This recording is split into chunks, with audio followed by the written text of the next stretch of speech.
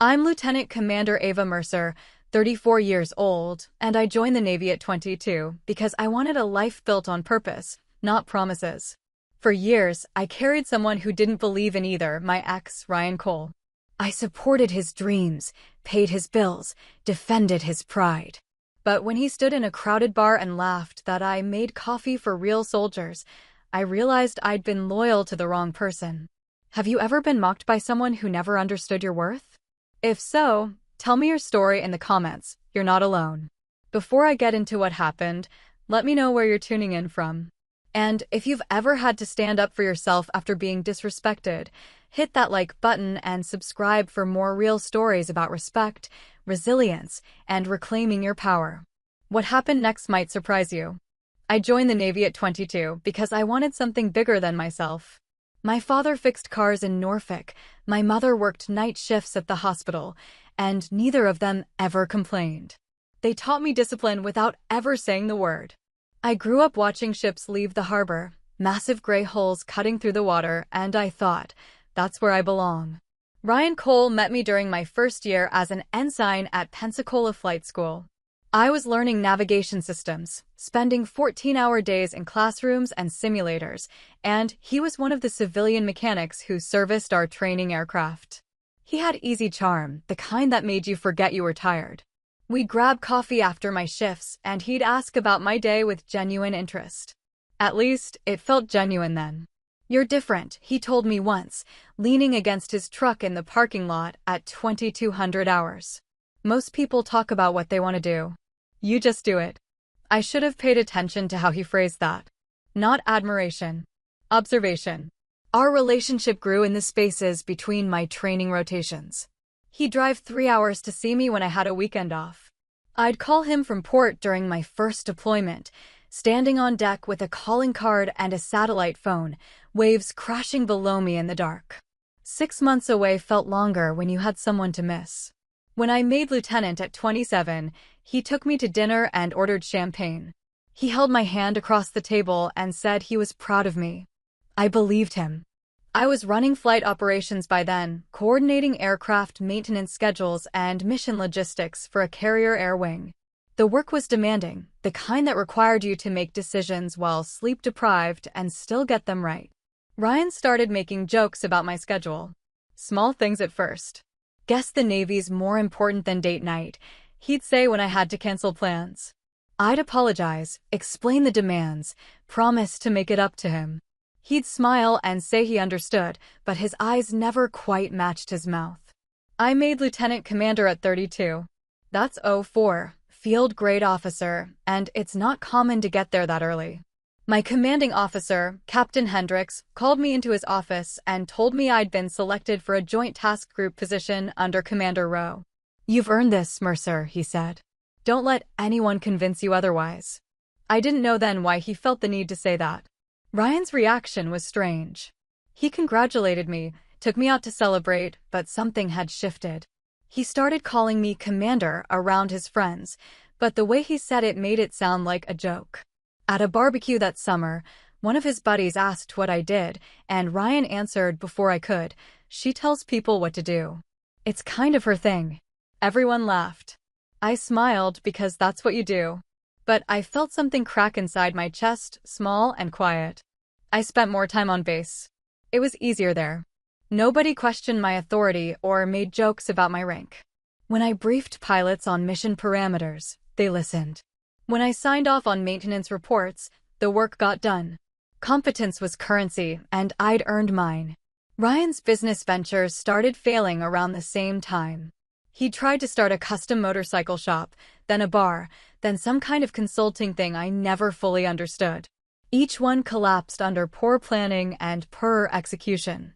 He'd borrowed money from me twice, just until the revenue picks up, and I'd given it without hesitation. That's what you did for people you loved. You supported them. He never paid me back. His friend group changed. More bar regulars, fewer of the people I'd met when we started dating. They had opinions about the military, usually delivered after several beers. Desk jockeys was a term I heard more than once. They had no idea what I did, but they were certain it wasn't real work. Ryan never corrected them. I remember one night in particular. We were at a sports bar in Norfolk, the kind with too many TVs and not enough ventilation. Ryan was holding court, telling some story I'd heard 3 times before, and his friend Mark said something about real soldiers. He meant combat infantry, boots on the ground. I didn't correct him either. I'd learned that explaining naval aviation operations to civilians was like explaining calculus to someone who decided math was stupid. But Ryan looked at me when Mark said it. Just for a second. And I saw something in his face I'd been ignoring for months: contempt. I should have left then. Should have walked out of that bar and never looked back. But I'd spent 6 years building a relationship alongside my career, and I'd been trained not to quit when things got difficult. Perseverance was a virtue in the Navy. I thought it applied to everything. Commander Rowe became my mentor during my first month in the Joint Task Group. She was 05, sharp as a blade, and she had a way of cutting through nonsense that I admired. "You'll face people who don't understand what you do," she told me over coffee in the base commissary. "They'll minimize it because it makes them feel better about their own choices. Don't let them." I nodded, thinking of Ryan. And Mercer. She fixed me with a steady look. The people who truly matter will never need convincing. I was running search coordination operations by then. When aircraft went down or ships sent distress signals, my team organized the response. I worked with Coast Guard, Air Force, Allied navies, coordinating assets across hundreds of nautical miles, making decisions that meant life or death for people I'd never meet.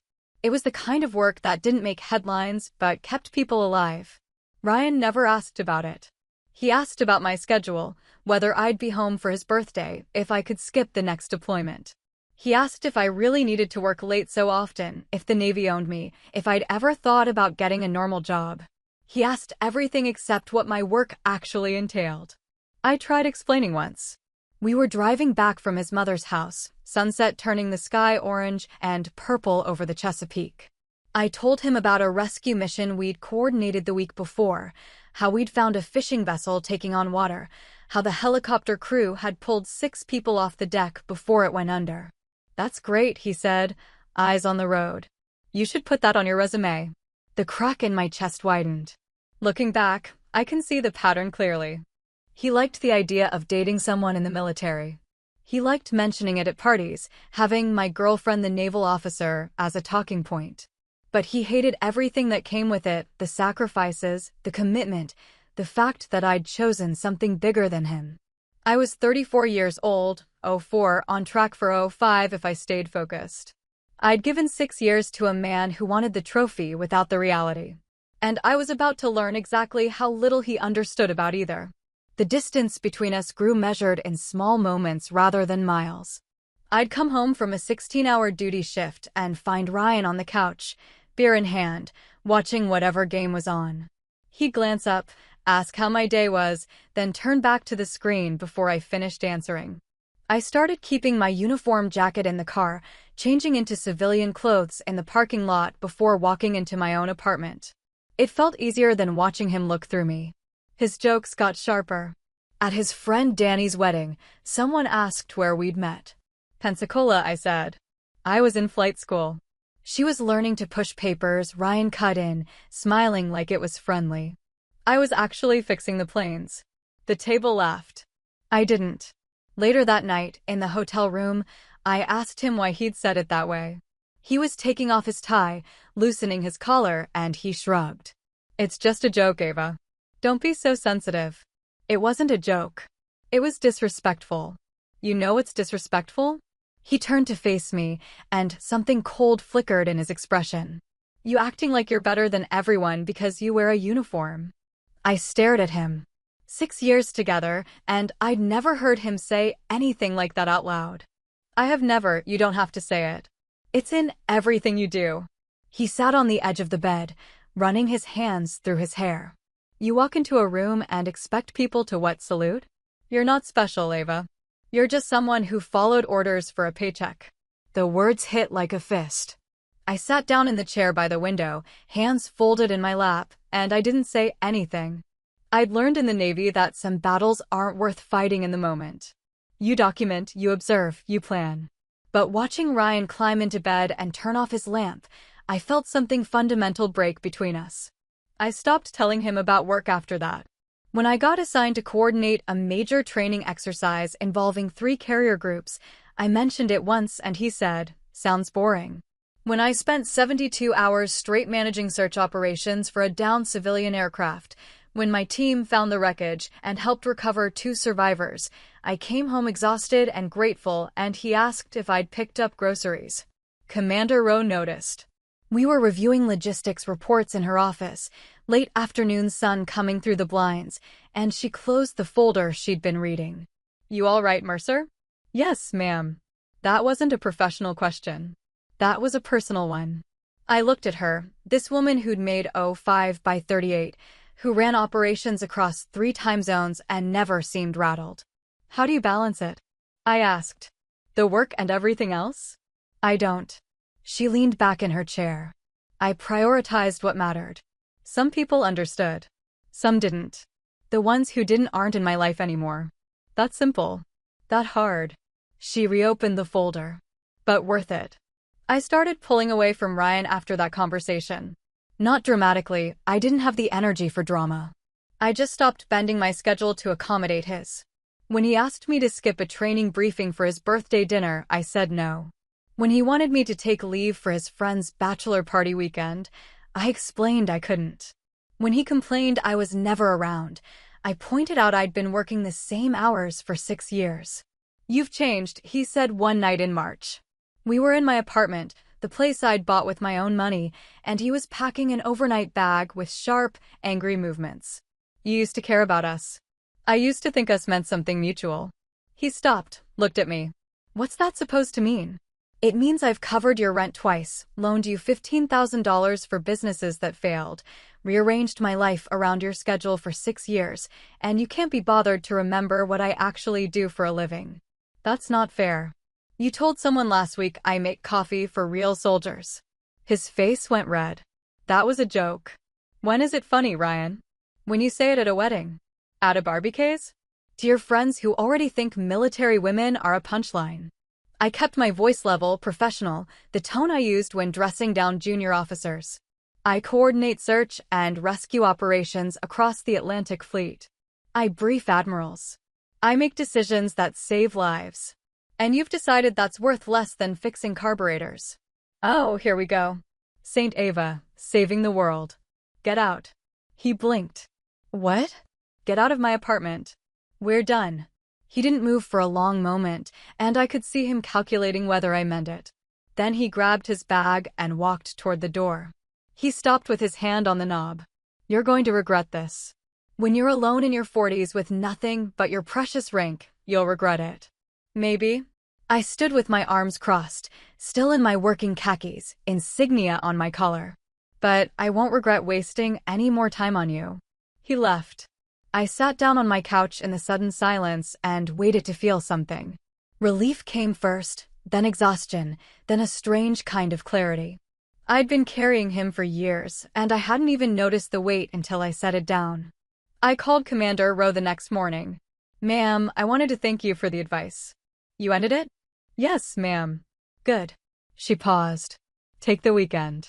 "That's an order. Go somewhere, clear your head, come back ready to work." I spent the weekend hiking in Shenandoah, alone with my thoughts and the mountains. By Monday, I was back at my desk at 0600 hours, reviewing flight schedules and feeling more myself than I had in months. I'd made lieutenant commander despite Ryan, not because of him. And I was going to make commander the same way. But I didn't know then that Ryan wasn't finished. That his ego, bruised and bitter, would seek one final moment of validation. And I didn't know that moment would come in the worst possible place, in front of the worst possible audience. 3 weeks after we broke up, Ryan started showing up at Barley's, a bar 2 blocks from the main gate at Naval Station Norfolk. I heard about it from Lieutenant Morrison, one of my junior officers, who mentioned seeing him there with some loud guys on a Friday night. I should have paid attention to that detail. Should have wondered why he'd suddenly chosen a bar frequented by active duty personnel. But I was focused on work. We had a major exercise scheduled for May, coordinated operations involving carrier air wings, submarine groups, and allied naval forces. My team was responsible for the aviation logistics piece, which meant managing flight schedules, fuel allocations, maintenance rotations, and emergency protocols across 4 different time zones.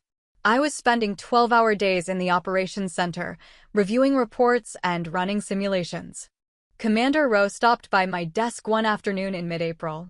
"You're up for promotion consideration," she said without preamble. "The board meets in July. Your packet looks strong." "Oh, 5. Commander. The rank most officers spent their whole careers reaching for, and I'd have a shot at it before 35. "Thank you, ma'am." "Don't thank me. You earned it."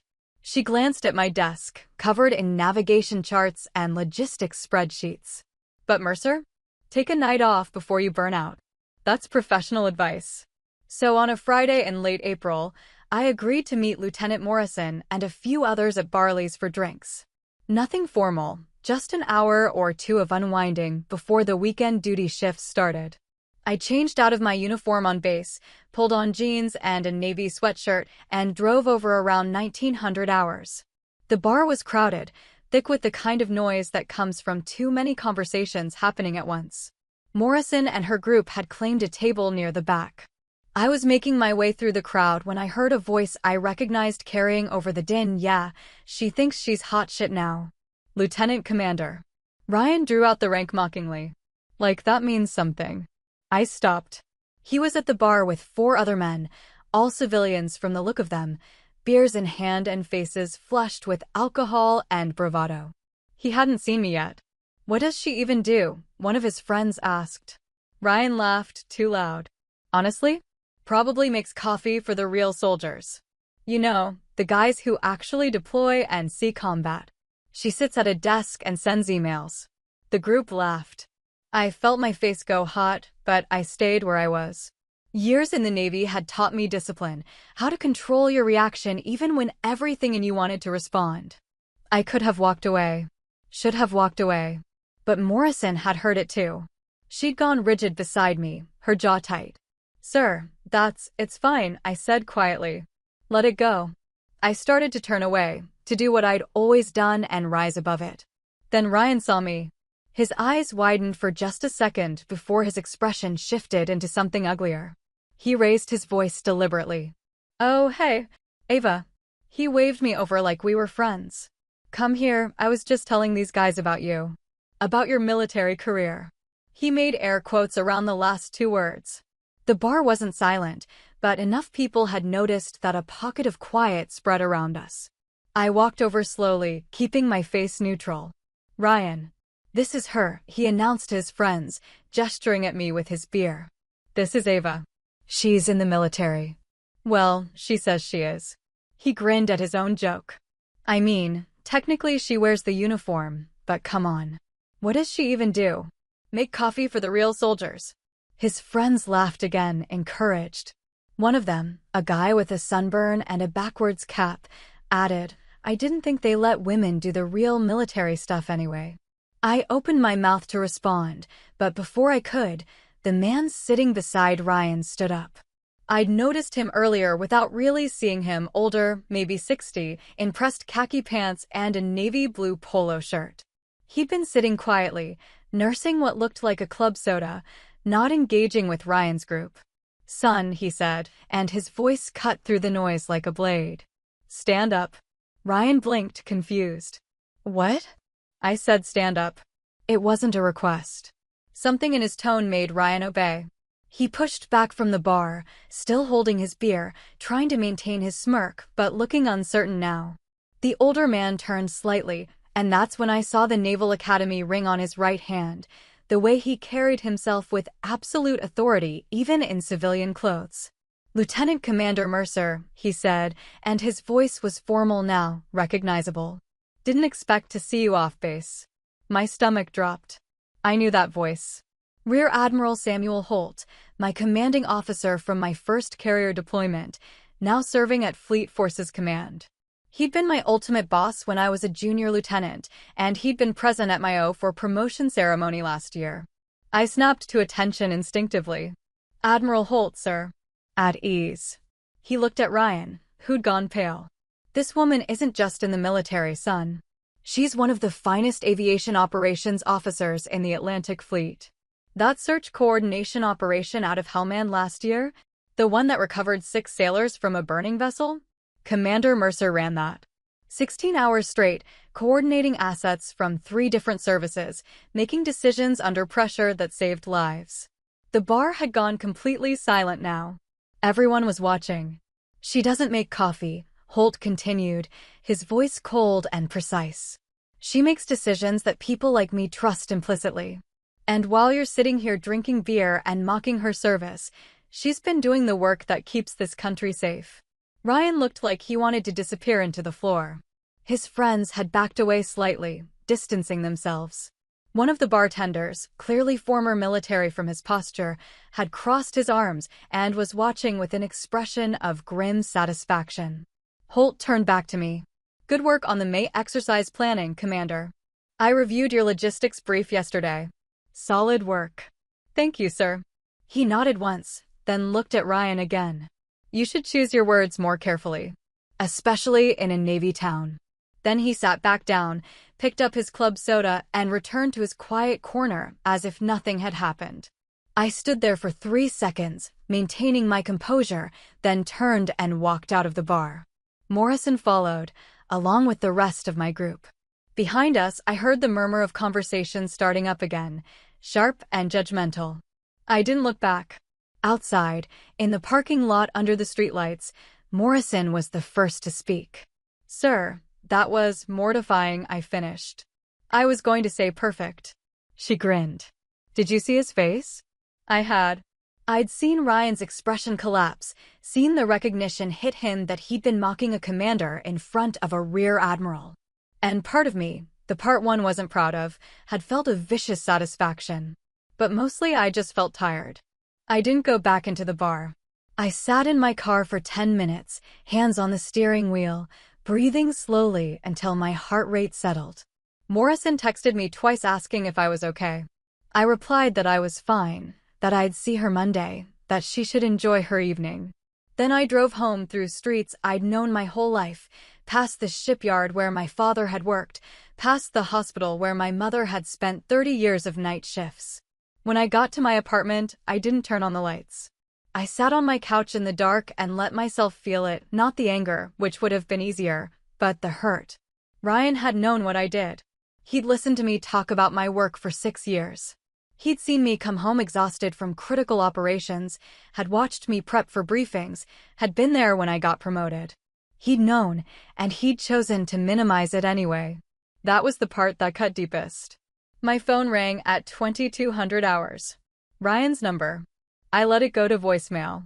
He called again at 2230. Again at 2300. I turned my phone off and went to bed. The next morning I woke to 17 missed calls and a dozen text messages, all from Ryan. I deleted them without reading and went for a run on base, 6 miles in the cool dawn air, trying to outpace the embarrassment that clung to me like humidity. Commander Rowe called me into her office Monday morning. I heard about Friday night. Of course she had. The Navy ran on gossip as much as it ran on fuel. Yes, ma'am. How are you handling it? I sat across from her desk, hands folded in my lap, and chose honesty. I'm angry. Not at what happened. Admiral Holt didn't do anything wrong. I'm angry that it happened at all. That someone I spent 6 years with thought so little of what I do that he'd mock it publicly. That's on him, not you. I know that intellectually. I paused. But it doesn't feel like it. Rowe leaned forward, elbows on her desk. When I was a lieutenant, my ex-husband told me I was wasting my potential playing dress-up. Said I should quit and focus on having kids. This was a man who'd married me knowing full well what I wanted to do with my life. She smiled without humor. Some people can't handle being with someone who has a mission bigger than their ego. That's not your failure. That's their limitation. What did you do? Divorced him and made commander 2 years later. She pulled up a file on her computer. Which brings me to the other reason you're here. Your promotion packet is being submitted this week. I wanted you to know that Admiral Holt added a personal recommendation letter. Whatever else happened Friday night, You made an impression. I felt something shift in my chest, some of the weight lifting. Thank you, ma'am. Don't thank me yet. Oh, 5 board is competitive. But you've got as good a shot as anyone. She closed the laptop. Now get out of here and go brief the Air Wing commanders. They're waiting in conference room C. I spent the rest of Monday buried in work, which was exactly what I needed. By Tuesday, the story had made the rounds on base. Apparently, several people from Barley's were active duty or dependents, and the tale of the civilian who'd mocked a commander in front of a rear admiral had taken on legendary proportions. I heard 3 different versions in the commissary at lunch, none of them entirely accurate. Lieutenant Morrison found me Wednesday afternoon. Sir, I wanted to apologize. For what? For suggesting Barley's. If I'd known he'd be there, you couldn't have known. And I'm glad it happened. I was surprised to realize I meant it. Better to know what he really thought than to keep wondering. She nodded, but she still looked concerned. He's been calling around, trying to find people who'll listen to his side of things. My friend Sarah saw him at Harbor Market yesterday, and he tried to explain it was all a misunderstanding. It wasn't. That's what Sarah told him. Morrison grinned. She's a hospital corpsman. She mentioned that she'd helped coordinate medical supplies for that Hellmanned rescue operation you ran. Said anyone who thinks you make coffee is either stupid or willfully ignorant. I laughed to spite myself. Remind me to thank her. But the truth was, I didn't want to think about Ryan anymore. I wanted to move forward, to focus on the work that actually mattered. When he showed up at my apartment Thursday evening, I watched him through the peephole for 30 seconds before opening the door. He looked awful, unshaven, eyes red-rimmed, clothes wrinkled. Ava, please. Can we talk? No. I was drunk. I didn't mean any of it. You meant all of it. You just didn't expect consequences. I kept my hand on the door, ready to close it. You spent 6 years resenting what I do because it took attention away from you.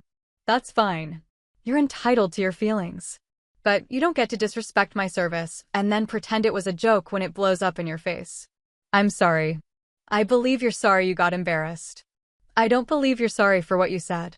He ran his hand through his hair, a gesture I'd once found endearing. Now it just looked desperate. What do you want me to say? Nothing. I want you to leave. Ava, I'm not your girlfriend anymore, Ryan. I'm not your second chance. I'm a lieutenant commander in the United States Navy, and I have better things to do than teach you basic respect. I started to close the door, then paused. And for the record, I never asked you to salute. I just asked you to see me. I closed the door before he could respond. I heard him stand there for a minute, maybe hoping I'd change my mind. Then his footsteps faded down the hallway, and I let out a breath I hadn't known I was holding. Commander Rowe called me that weekend. Random question. You have plans next Friday? Just duty rotation prep. Why? Admiral Holt is hosting a reception for the senior staff. Bring your own +1 sort of thing, but he specifically asked if you'd be attending. I think he feels bad about Friday night. He shouldn't. He didn't do anything wrong. I'll tell him you're coming. She paused. Wear your service dress blues. Let them see what a real officer looks like. I wore my service dress blues to the reception, ribbons and insignia polished, shoes shined to a mirror finish. Admiral Holt found me within 20 minutes, club soda in hand just like at the bar. Commander Mercer. Glad you could make it. Wouldn't miss it, sir. He studied me for a moment. I hope I didn't overstep last Friday. That wasn't my intention. You didn't, sir. You told the truth. That's never overstepping. Still. He smiled slightly. I've known men like that. They can't handle being with someone who outshines them. It's a character flaw, not yours. Yes, sir. Your promotion packet looks strong. I meant what I said in my recommendation letter. You're one of the finest officers I've served with. The promotion board met in July, 3 months after the incident at Barley's. I spent those months doing exactly what I'd always done, working. The May exercise went off without a major hitch, coordinating 6 carrier air wings across 4 operational theaters. When a technical failure grounded half the F-18 squadron at the last minute, my team rerouted assets and adjusted the schedule in under 3 hours. Commander Rowe told me later that Admiral Holt had watched the whole thing from the command center and called it textbook crisis management. I tried not to think about the promotion board. Tried not to calculate my chances or wonder what the other candidates' packets looked like.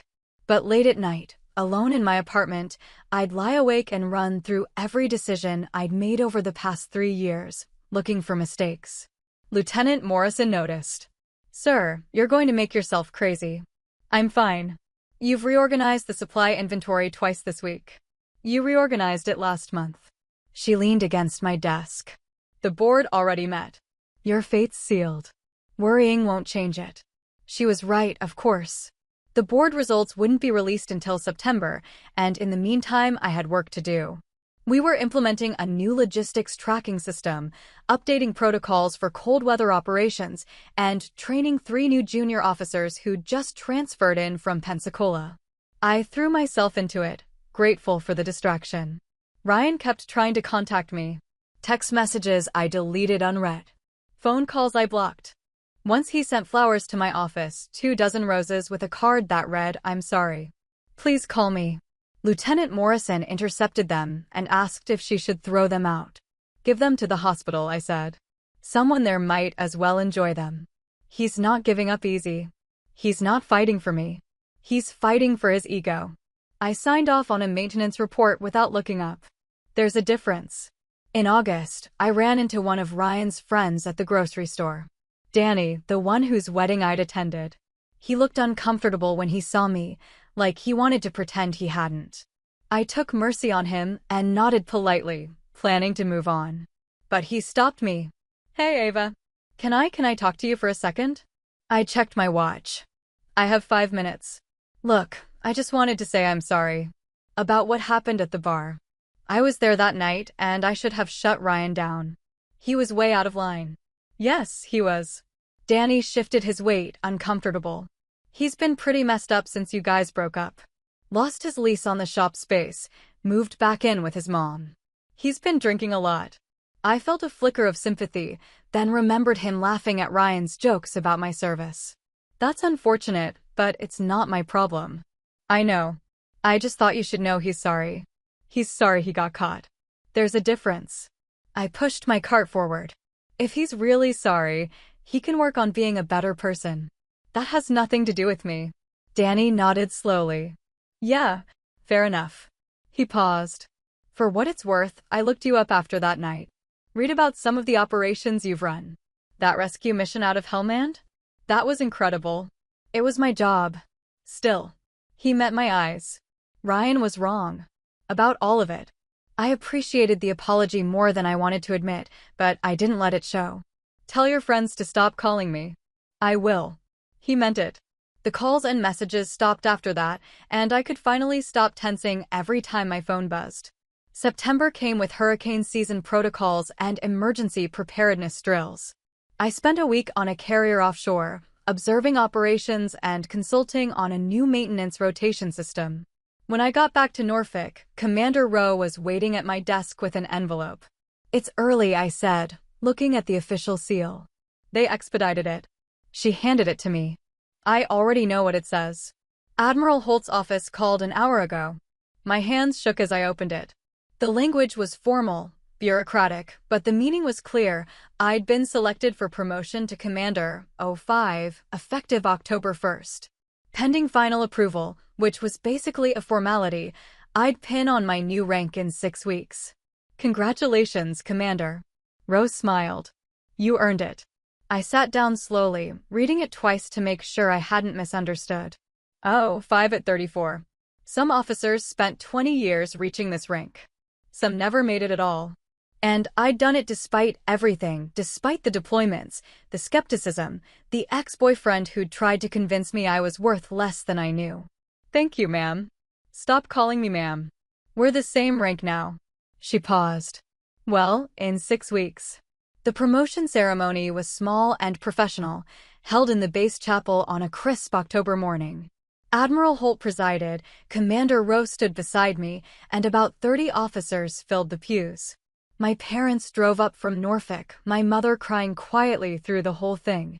When Holt pinned the new insignia on my collar, I felt the weight of it, not the medal, but the responsibility. "Commander Ava Mercer," he said formally. "Congratulations on your promotion. Continue to serve with the distinction you've shown thus far." "Yes, sir." "Thank you, sir." Afterward, there was cake in the officers' club and handshakes and congratulations. My mother hugged me so hard I thought my ribs would crack. My father, never good with words, just squeezed my shoulder and said, "Proud of you, honey." Lieutenant Morrison showed up with the junior officers I'd been training. "We wanted to be here, sir." "Commander," she corrected herself, grinning. "Takes some getting used to." For me too. That night, alone in my apartment with my new rank insignia on my dresser, I let myself think about Ryan. Not with anger anymore, just with distance. He'd wanted me to be smaller so he could feel bigger. And when I refused to shrink, he'd tried to cut me down. But he'd failed and I'd risen anyway. I didn't celebrate out of spite. I celebrated because I'd earned it. 2 weeks later, I got a letter. Handwritten, my name and address in unfamiliar script. No return address. I almost threw it away without opening it, but something made me pause. Inside, a single page, I unfolded it carefully. Ryan's handwriting, less steady than usual. "Ava, I know you don't want to hear from me. I know I don't deserve your time or your forgiveness. But I need to say this, even if you never respond. I was wrong. Not just at the bar, about everything. I spent 6 years resenting your success because I was failing at everything I tried. You were rising and I was falling, and instead of being proud of you, I tried to drag you down to where I was. That's not love. That's cowardice. I heard you made commander. I'm not surprised. You were always going to make it, with or without me.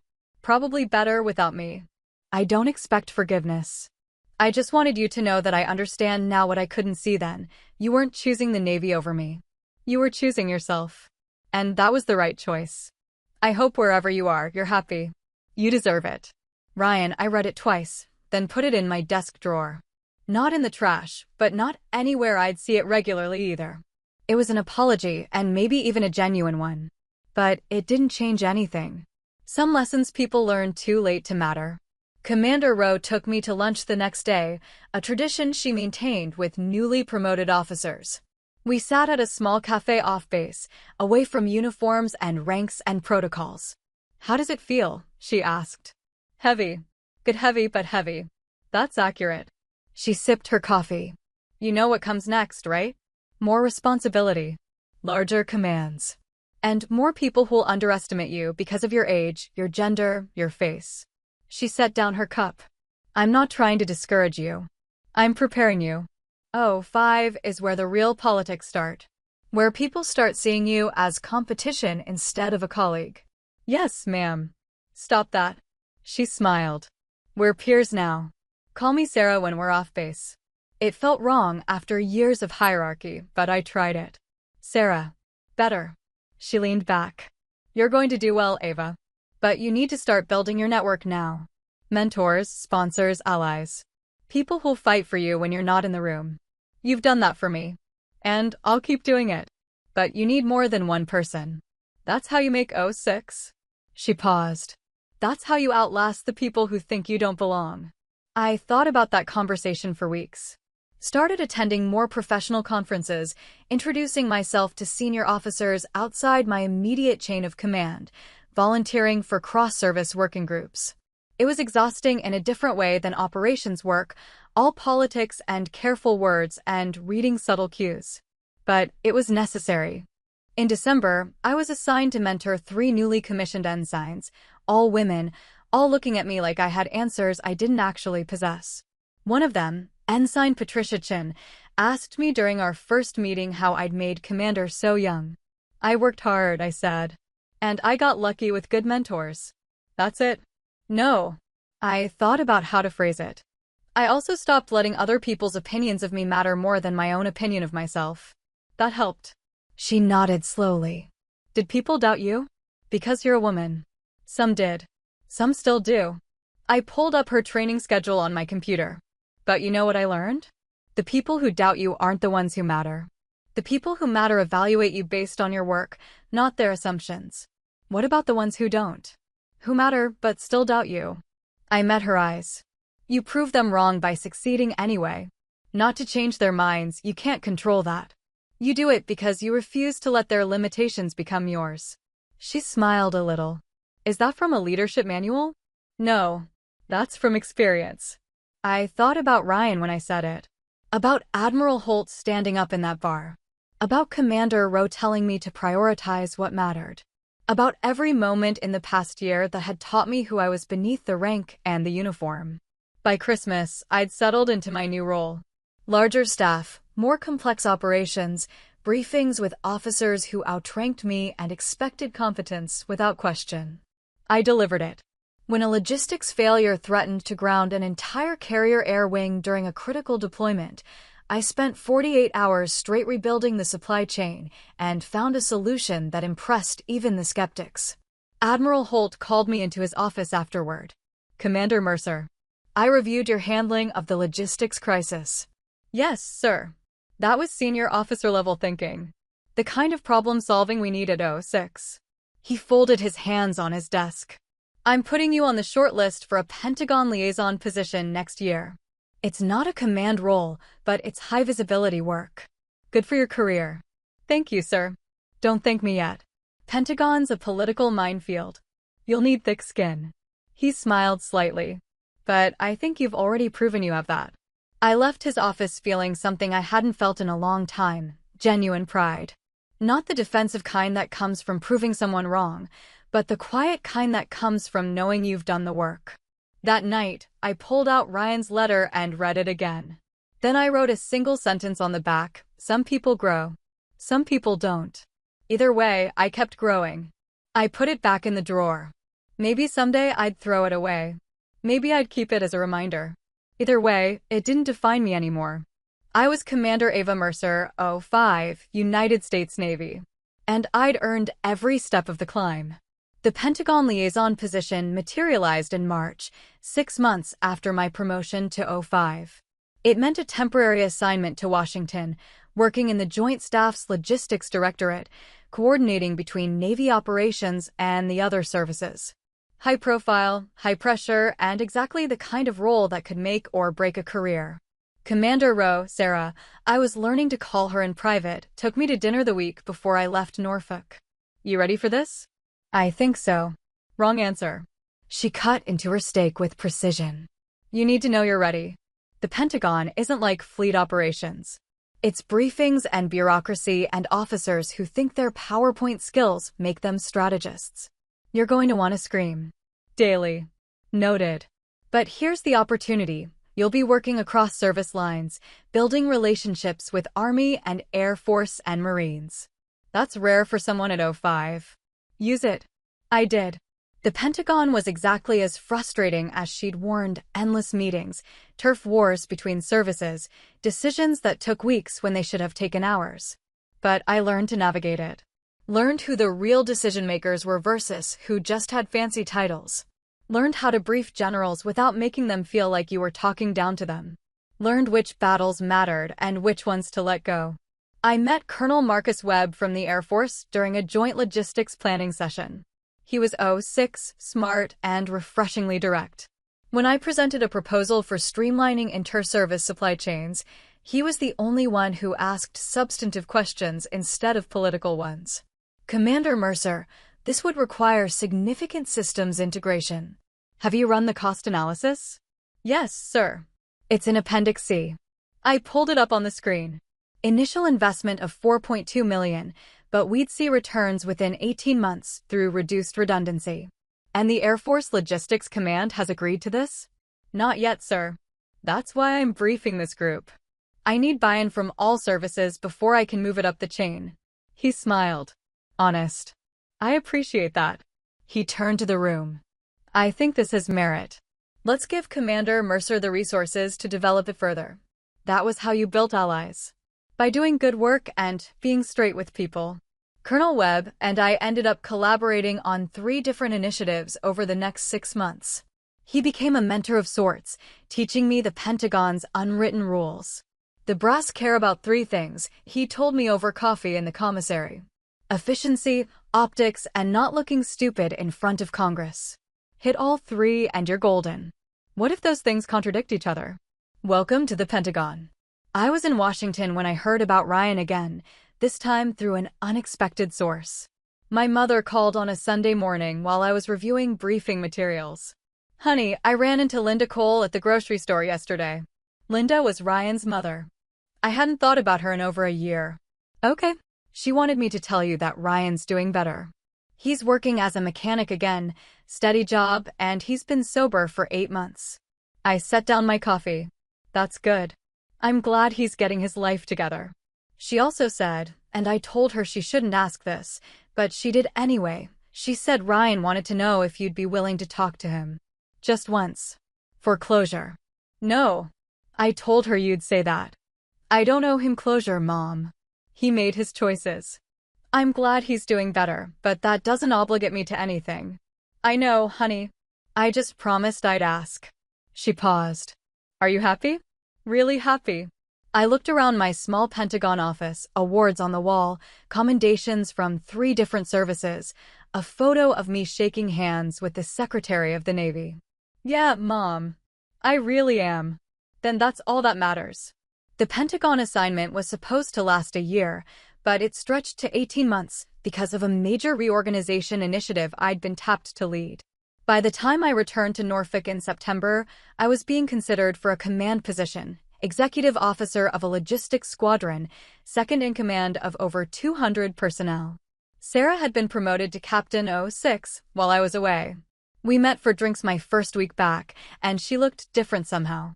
More settled, more certain. You're going to get the XO position, she said. I've seen the recommendation letters. You're the top candidate. There are 3 other commanders with more time and grade, but none of them reorganized Pentagon logistics operations or built working relationships with senior officers across all 4 services. She raised her glass. You've outgrown Norfolk, Ava. In the best way. The XO position came through in November.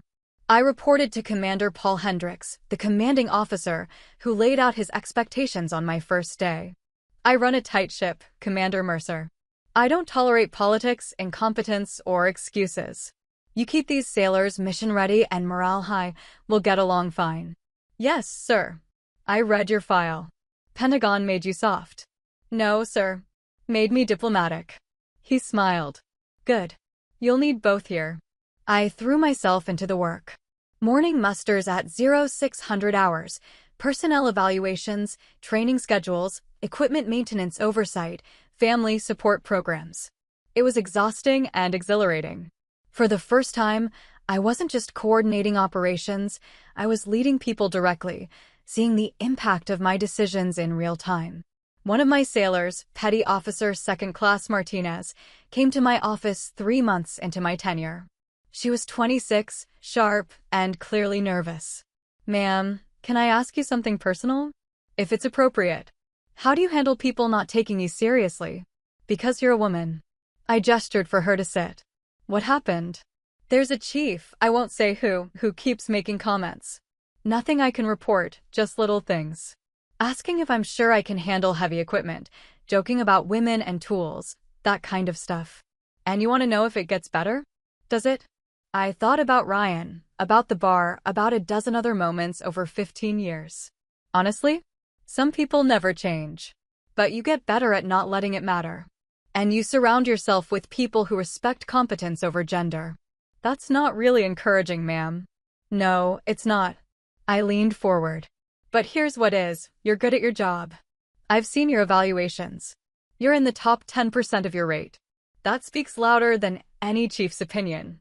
Do the work, document everything, and build a reputation that can't be questioned. Like you did. Like I'm still doing. It doesn't end, Martinez. You just get better at fighting it. She nodded slowly. Thank you for being honest, ma'am. After she left, I sat in my office thinking about that conversation. Thinking about all the young women coming up behind me, facing the same skepticism I'd faced. I couldn't fix the whole system, but I could make sure they had what I'd had, mentors who told the truth and supported them anyway. The years between 36 and 40 passed in a blur of operations, deployments, and steady advancement. I made Captain 06 at 39, early for the rank but not unheard of anymore. The ceremony was larger this time, held on the deck of a carrier with Admiral Holt presiding again. He was closer to retirement now, gray at the temples, but still sharp. "Captain Mercer," he said as he pinned the new insignia on my collar. "You've exceeded every expectation. Don't stop now." "No intention of stopping, sir." My parents couldn't make it this time. My father's health was declining, but Sarah was there, along with Colonel Webb, who'd flown in from Colorado, where he was now stationed. Martinez, now a first-class petty officer, stood in formation with the rest of my squadron, grinning like she'd been promoted herself. Oh, 6 came with a command position, commanding officer of a naval aviation logistics squadron, responsible for 400 personnel and operations supporting 3 carrier groups. The weight of it was real, not just the rank, but the knowledge that my decisions affected hundreds of lives, thousands of missions, potentially millions of dollars in equipment and operations. I moved into the CO's office on a Monday morning in January, boxes of my personal effects stacked in the corner. My predecessor, Captain Richardson, spent 3 hours walking me through ongoing operations, personnel issues, and the political landscape of the base command structure. "You've got a good crew," he said. "But watch Commander Paulson in supply. He's competent but territorial. And Captain Morris over in air operations still thinks women shouldn't be in command positions. He won't say it outright, but you'll feel it." Noted. "You'll do fine, Mercer. You've got the respect of everyone who matters."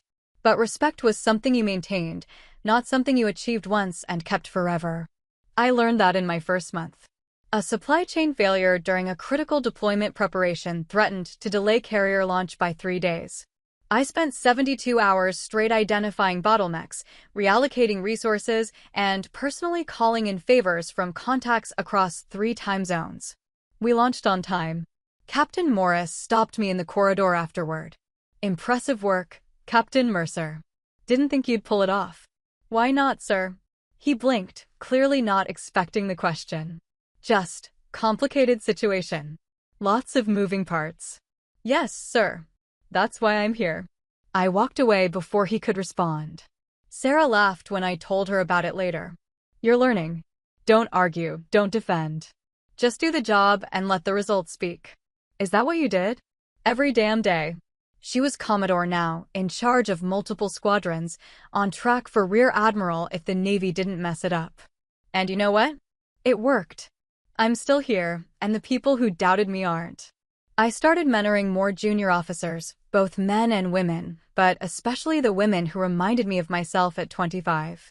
Lieutenant Sandra Kim came to my office regularly, asking questions about career progression and leadership. She was smart, driven, and constantly second-guessing herself. "You don't need permission to be competent," I told her during one session. "That's the trap.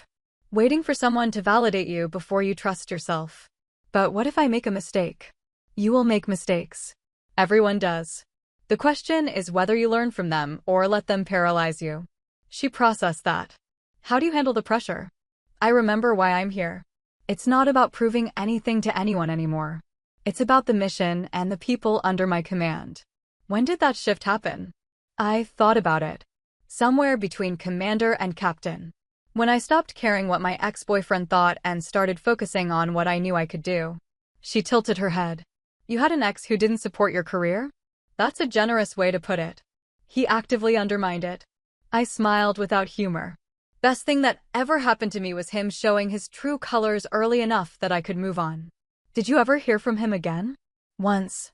Letter apologizing." I acknowledged it and moved forward. Forgiveness doesn't mean reconciliation. You can accept someone's apology without letting them back into your life. Lieutenant Kim became one of my success stories. She made lieutenant commander at 32, fast-tracked like I'd been, and called me the day she got the news. "Captain Mercer, I wanted you to hear it from me." I made 04. "Outstanding, Kim. I'm proud of you. I wouldn't have had the confidence without your mentorship. You had the competence. I just helped you see it." Those were the moments that mattered more than any promotion. Watching the next generation rise, knowing I'd played even a small part in their success. I was 41 when my father died. Heart attack, sudden, the kind of loss that rearranges your understanding of time. I took emergency leave and flew home to Norfolk, spent a week helping my mother with arrangements and sitting through a funeral that felt both too long and too short. The night after we buried him, I sat on my mother's porch with a glass of wine, watching the ships in the harbor. She joined me with her own glass. "He was so proud of you," she said quietly. "You know that, right?" "I do. When you made captain, he showed everyone. The neighbors, people at the grocery store, the nurses at the clinic. My daughter, the Navy captain. He must have said it 100 times. I felt tears I'd been holding back for 3 days finally break through. I wish I'd been home more. He never wished that. He knew what you were doing mattered." She squeezed my hand. "He used to say, 'Our girl's out there keeping people safe. That's where she needs to be.' I should have called more." "Ava." She turned to face me. "You gave him exactly what he wanted, a daughter who lived her life fully, who didn't shrink herself for anyone. That was his proudest achievement. Not that you joined the Navy, but that you became yourself without apologizing for it." I stayed with her for 2 weeks, handling paperwork and making sure she had support systems in place. When I returned to base, I felt older somehow. More aware of how quickly time moved, how the years you thought you had could disappear in a moment. Admiral Holt called me into his office my second day back. "My condolences, Captain Mercer. I heard about your father." "Thank you, sir. Take the time you need." "I'd rather work, sir." That's what he would have wanted. He studied me for a moment, then nodded. "I understand that impulse. Just don't burn yourself out. We need you for the long haul." The long haul. I was 4106, with potentially another decade or more ahead of me. Maybe Rear Admiral someday, if the boards favored me. Maybe not. Either way, I'd already exceeded what that 22-year-old ensign had dreamed possible. I ran into one of Ryan's old friends at a conference in Virginia Beach that summer. Tom, I think his name was. He recognized me first. "Captain Mercer?" I turned. "Yes, Tom Bradley. We met years ago, through Ryan Cole." "I remember." He looked uncomfortable. "I just wanted to say, I heard about your father. I'm sorry for your loss." "Thank you. And I wanted to say I'm sorry for what happened back then. At the bar and everything." He shifted his weight. "We were idiots. You didn't deserve that." "No, I didn't. Ryan talks about you sometimes. About how he screwed up the best thing in his life." He paused. "He's doing okay now. Married, kid on the way. But he knows what he lost." "I'm glad he's doing well." "I genuinely am. I meant it. But that part of my life is over. Has been for a long time." "I know. I just thought you should know he figured it out. Eventually. Some people do." I checked my watch. "I need to get to my next session. Take care, Tom." I walked away feeling nothing. Not satisfaction, not vindication, not curiosity. Just neutral acknowledgement that someone I used to know had grown up. It didn't change anything about my life. That night, I had dinner with Sarah Commodore Mackenzie now, her married name, though she'd divorced years ago and kept it out of convenience. We talked about the conference, about Navy politics, about her potential promotion to Rear Admiral. "You'll get there too," she said. "Another 4 or 5 years, you'll be wearing stars." "Maybe. Definitely." She raised her glass. "To outlasting everyone who said we couldn't." I raised mine. "To proving them irrelevant." We drank to that, 2 women who'd refused to be small, who'd climbed despite the weight pulling against us. And I thought about Admiral Holt standing up in that bar 7 years ago, speaking truth when it mattered. Respect wasn't given at a bar. It was earned in years of steady work, in decisions made correctly under pressure, in mentoring the next generation, in refusing to quit when quitting would have been easier. And I'd earned every bit of mine.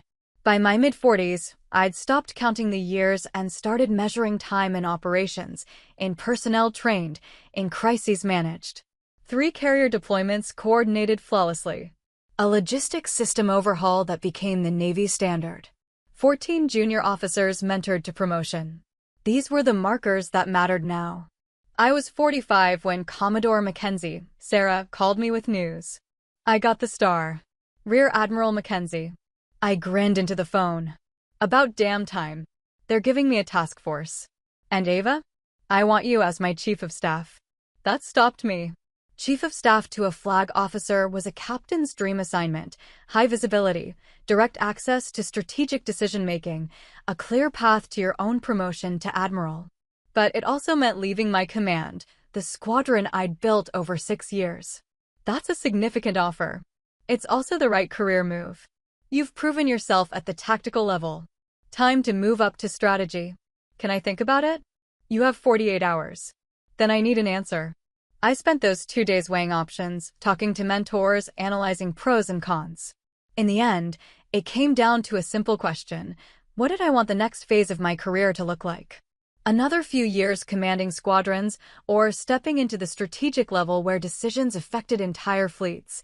I called her at hour 47. I'm in. Outstanding.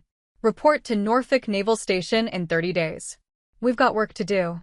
The transition was bittersweet. My change of command ceremony felt like leaving family. I'd served with these sailors through deployments and emergencies, births and deaths, triumphs and failures. They'd become more than subordinates. They were people I'd invested in, people whose lives I'd shaped. Martinez, now a chief petty officer, presented me with a plaque at the reception. For the captain who taught us that competence beats skepticism every time. I hugged her, something I rarely did, and whispered, "Keep pushing forward. Don't let anyone tell you what you can't do." Never, ma'am. Working for Rear Admiral Mackenzie was different from commanding. Instead of managing daily operations, I was coordinating between squadrons, planning strategic initiatives, briefing senior officers up to and including the Chief of Naval Operations. The pace was relentless, the stakes enormous, the visibility intense. "How's it feel being this close to the flag suite?" Sarah asked during one late-night planning session. "Exhausting." "Good. That means you're doing it right." She reviewed a logistics proposal I'd drafted. "This is solid work, Ava. Keep this up, and you'll have your own flag in 2 years." "That's assuming the board selects me." "The board will select you. Trust me." But I didn't let myself believe it. I'd seen too many qualified officers get passed over for politics or bad timing or simple bad luck. I focused on the work, on executing each mission with precision, on building the reputation that would make me undeniable. In my second year as Chief of Staff, we coordinated a major humanitarian relief operation after a devastating hurricane hit the Caribbean. 12 ships, 40 aircraft, 2,000 personnel, all coordinating with FEMA and multiple allied nations. I spent 6 weeks running operations from a command center, sleeping 4 hours a night, living on coffee and adrenaline. When it was over, when the last supplies had been delivered and the last evacuees brought to safety, the Secretary of the Navy personally called to commend our work. "Captain Mercer, your coordination was exemplary. This operation saved lives." The President wanted me to convey his gratitude. "Thank you, sir. It was a team effort. It was your leadership that made the team effective." That commendation went in my promotion packet. So did letters from 3 allied admirals, from the FEMA director, from the ambassador to the affected nation. Sarah reviewed it all before submission. "If you don't make flag with this record, the system's broken. Let's not jinx it." The flag selection board met in April. Results would come in July. 3 months of waiting, trying not to think about it, failing completely. I threw myself into work, planning the next major exercise, updating strategic protocols, anything to keep my mind occupied. Lieutenant Colonel Webb, he'd made full colonel now, called from his Pentagon posting. "Mercer, I heard you're up for flag. About time. We'll see what the board thinks."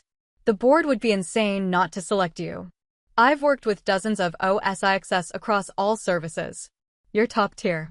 "I appreciate that, Marcus. I'm serious.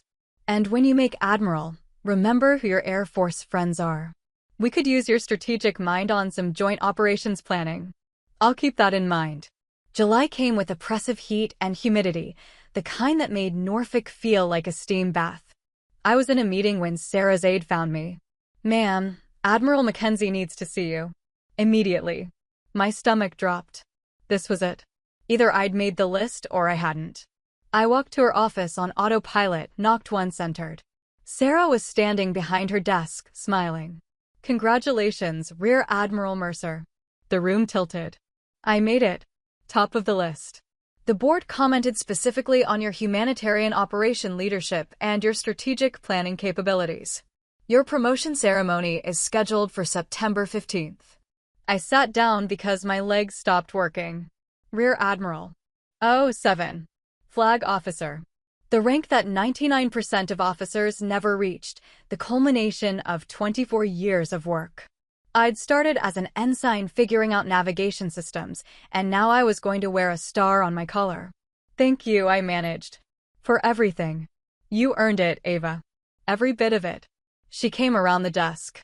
Now the real work begins. Flag officers don't just execute, they set direction. You ready for that?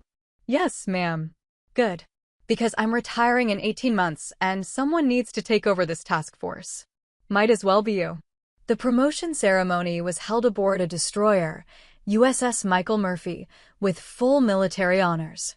Admiral Holt came out of retirement to officiate.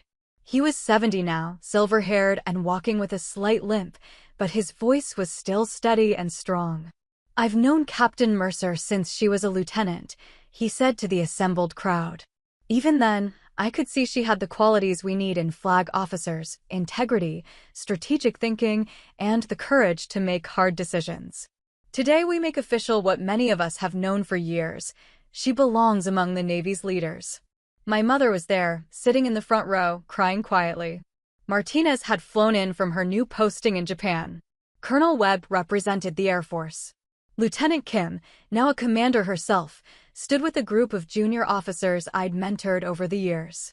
When Admiral Holt pinned the star on my collar, I felt the weight of everything that had brought me here: the deployments, the doubts, the bar incident that had almost broken me, the years of proving myself again and again. But mostly I felt gratitude. For the mentors who'd believed in me. For the sailors who'd trusted my leadership. For my parents who'd taught me discipline without demanding it. Rear Admiral Ava Mercer, Holt said formally. Congratulations. Continue to serve with distinction. Yes, sir. Always. The reception afterward was larger than I'd expected. Officers from across the fleet, civilian officials, allied military attaches. I worked the room for 3 hours, shaking hands and accepting congratulations, until I finally found a quiet corner with a glass of water. Colonel Webb found me there. Hiding, Admiral? Catching my breath. You've earned a moment. He raised his own glass. I meant what I said on the phone. You're one of the finest officers I've served with, regardless of service branch. That means a lot, Marcus. And I wasn't joking about joint operations. The Air Force is developing a new rapid deployment concept. We need someone with your logistics and strategic background to help shape it. Interested? Absolutely. He grinned. Good. I'll send you the briefing materials next week. Welcome to the flag level, Admiral. It's a different world up here. He wasn't wrong. The jump from captain to rear admiral was exponential in terms of responsibility and visibility. I was no longer just executing missions, I was helping design them. No longer just managing personnel, I was shaping policy that affected thousands of sailors. Sarah pulled me aside near the end of the reception. How does it feel? Surreal. Wait until you chair your first flag-level planning session. Then it'll feel real. She smiled. You're going to do great things, Ava. Greater than you've already done. I'm just trying to serve well. That's why you'll succeed. That night, alone in my quarters, I looked at the star on my new uniform and thought about the journey. 24 years from ensign to rear admiral. From the girl who wanted something bigger than herself to the woman who'd achieved it. I thought about Ryan briefly, wondered if he'd heard. Decided it didn't matter. He was part of a past life, a lesson learned and moved beyond. The man I'd been with for 6 years was irrelevant to the admiral I'd become. I called my mother before bed. Hey, Mom. Admiral Mercer. She was crying again, happy tears this time. Your father would have been so proud. I wish he could have seen it. He knew, honey. He always knew you'd get here. After we hung up, I pulled out an old photograph, my father and me at my commissioning ceremony, both of us grinning, his hand on my shoulder. I'd been 22, terrified and excited, with no idea what lay ahead. We made it, Dad, I whispered to the photo. We made it. That's where I drew the line and kept it. If this hit home, like, subscribe, and share with someone who needs a reminder to stand up for themselves. Your turn. When were you publicly underestimated, and how did you respond? What's one boundary you set that changed a relationship for the better? Have you ever had someone defend you in the moment like that Admiral did? What's the most dismissive line you've heard about your work, and what would you say to it now? If you've served or supported someone who has, what do people still get wrong about your role? Drop your answers in the comments. Your story might help someone else find their voice.